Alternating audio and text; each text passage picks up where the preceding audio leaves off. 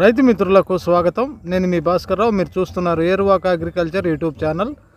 ఈరోజు మన వీడియోలో వేసవి మిరప సాగులో నల్లతామర పురుగు నివారణ కోసం నేను నా మిరప తోటలో ఏ మందు పిచికారీ చేశాను, దాని ఫలితం ఎలా ఉంది అనే సంగతి గురించి ఈరోజు ఈ వీడియోలో తెలుసుకుందామండి.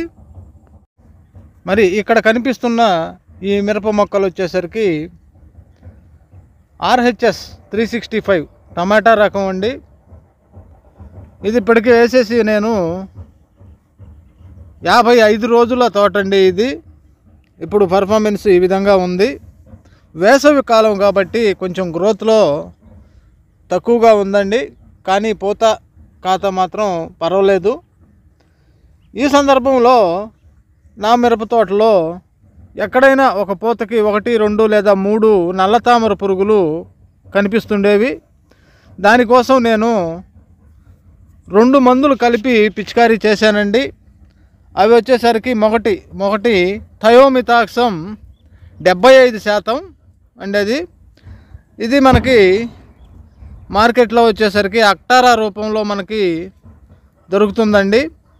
దాంతోపాటు రోగోర్ అనే మందుని కలిపి నేను స్ప్రే చేశాను. వాటి డోస్ వచ్చేసరికి ఒక ట్యాంక్కి వచ్చేసరికి 50 ml రోగోర్ కలిపానండి.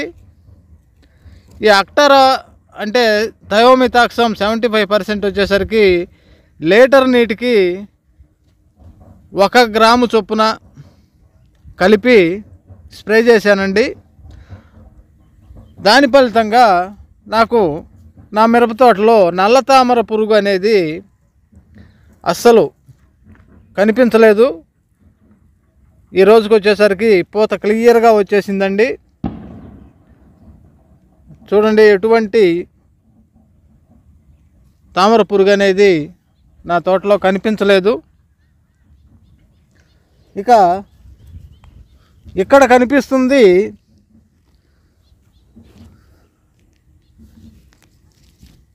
RHS వాళ్ళదే కొత్త రకం విత్తనం అండి. అది దీనికి ఇంకా పేరు పెట్టలేదు.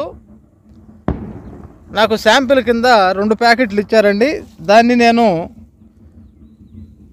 ఇక్కడ శాంపిల్ కింద వేసాను. పూత కాత మాత్రం ఎక్సలెంట్గా ఉందండి.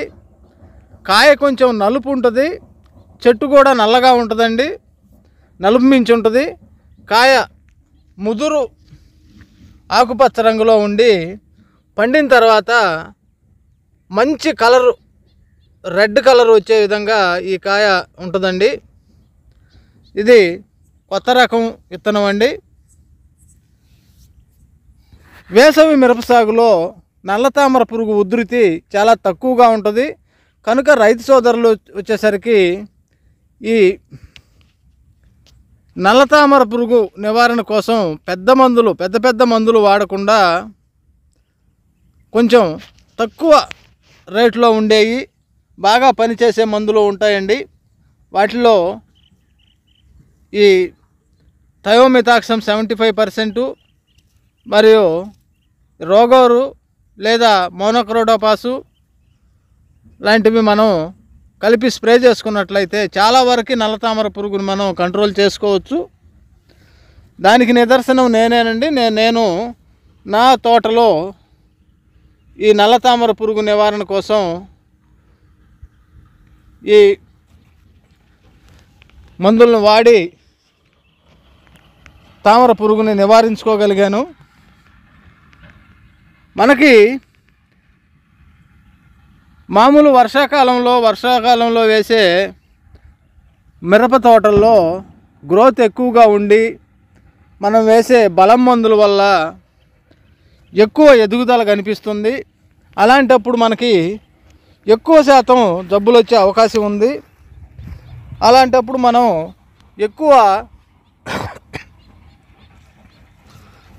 పురుగు మందులు స్ప్రే చేయాల్సి ఉంటుంది. అలాంటప్పుడు మనకు ఖర్చు పెరుగుతుంది. ఖర్చు పెరిగే కొద్దీ ఆదాయం పెరిగినా ఖర్చు పెరుగుతుంది కాబట్టి దానికి సరిపోతుందండి. మనకి మిగిలేది మాత్రం ఎప్పుడు ఒక రకంగానే ఉంటుంది. కనుక రైతు సోదరులు వీలైతే డిసెంబర్ నెలలో కనుక మనం మిరప నాటుకోగలిగితే 1-2 కాపులు కాసినా మనకి ఈ జబ్బులు చాలా తక్కువగా వస్తాయి. జబ్బులు తక్కువగా వచ్చినప్పుడు మనం ఖర్చు తగ్గుతుంది.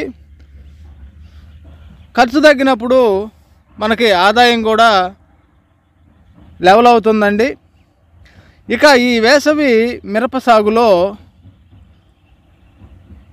మనం తీసుకోవాల్సిన కొన్ని జాగ్రత్తలు ఏంటంటే, నీటి తడులు సకాలంలో ఇచ్చుకోవాలి. తడి మార్చి తడిలో మనం బలం మందు వేసుకోవాల్సి ఉంటుంది. అలా చేసినట్లయితే మనకి మంచి దిగుబడి వచ్చే అవకాశం ఉంది. వేసవి మిరప సాగు చేయదలుచుకున్న రైతు సోదరులు మే నెల వరకు మనకి ఎండుకాయ వస్తుందండి. ఈ కాయ కాపించడానికి మనం మార్చి నెల 20-25 తారీఖుల లోపల చెట్టుని పెంచి కాపించుకోగలిగితే మనకి మంచి ఆదాయాలు వస్తాయి. ఇకపోతే వేసవి మిరపలో మనం తెగుళ్ళ బారి నుండి మిరప తోటలు చాలా తొందరగా కోలుకుంటాయి. తెగుళ్ళు అనేవి అసలు వచ్చే అవకాశం లేదండి.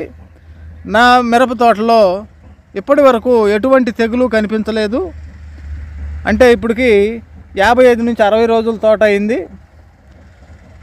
పండాకు తెగులు కానీ, లేదా ఆకుమచ్చ కానీ, కాయకుళ్ళు కానీ, కాండం కుళ్ళు కానీ, మరియు ఈ కొమ్మ కుళ్ళు కానీ, ఇలాంటి తెగుళ్ళు వేసవిలో చాలా తక్కువగా వస్తాయి.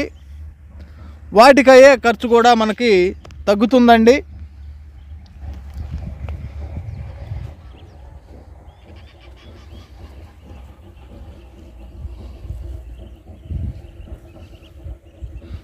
మరో మంచి వీడియోతో మీ ముందుంటాను. అంతవరకు జై జవాన్, జై కిసాన్, జై హింద్.